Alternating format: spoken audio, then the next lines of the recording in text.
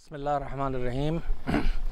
میں اتنی وضاحت کر دوں کہ اسلام کے سارے پیغامات اور دنیا کے ہر مذہب کے پیغامات کسی ایک خاص فکر کے لیے نہیں ہوتے ہیں۔ یہ غلط فہمی ہے اسلام کے بارے میں کہ اسلام کے پیغامات مسلمانوں کے لیے ہیں۔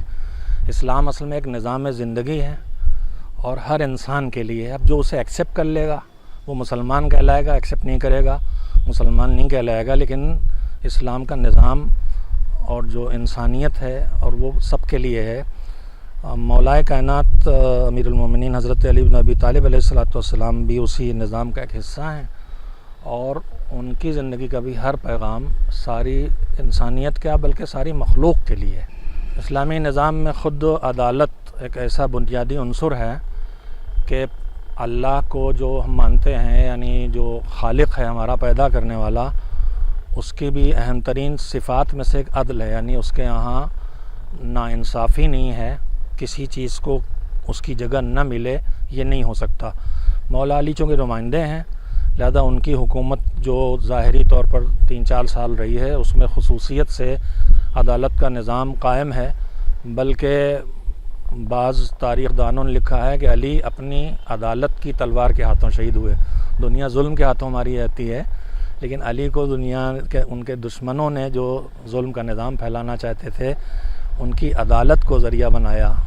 ان کی عدالت کے زندگی سے ڈوبی ہوئی زندگی کے بہت سے واقعات ہیں۔ میں ان میں سے ایک خالی تذکرتاً یاد دلاتا ہوں کہ آپ کوفے سے گزر رہے تھے، ایک بوڑھے بزرگ انسان کو دیکھا جو کمزور تھا اور لوگوں سے بھیک مانگ رہا تھا۔ تو مولانا نے کہا یہ کیا ہو رہا ہے؟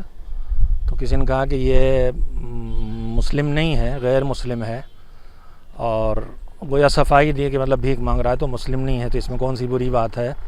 تو علی نے فوراً کہا کہ کیسی بات کرتے ہو، جب تک اس کے ہاتھ پیروں میں طاقت تھی تم نے اس سے کام لیا، اور جب اس کے ہاتھ پیروں میں اب طاقت نہیں رہ گئی ہے تو تم اس سے بھیک منگوا رہے ہو۔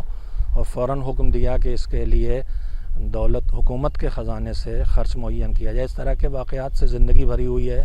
کمزوروں کی مدد کرنا، غریبوں کی مدد کرنا، غلط کام کرنے والوں کو روکنا، ظلم کرنے والوں کو روکنا، یہ پوری سیرت اور تاریخ اس سے ڈوبی ہوئی ہے علی کی۔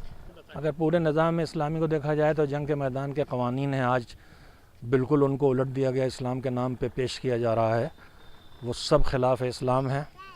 بھاگتے ہوئے کہ پیچھا نہیں کرو، کمزور کو نہیں مارو، درخت نہ جلاؤ، اس طرح کے نہ جانے کتنے احکام ہیں، اجاڑنے کی کوئی اجازت نہیں دی گئی ہے۔ مولا علی اسی کو نافذ کرتے تھے۔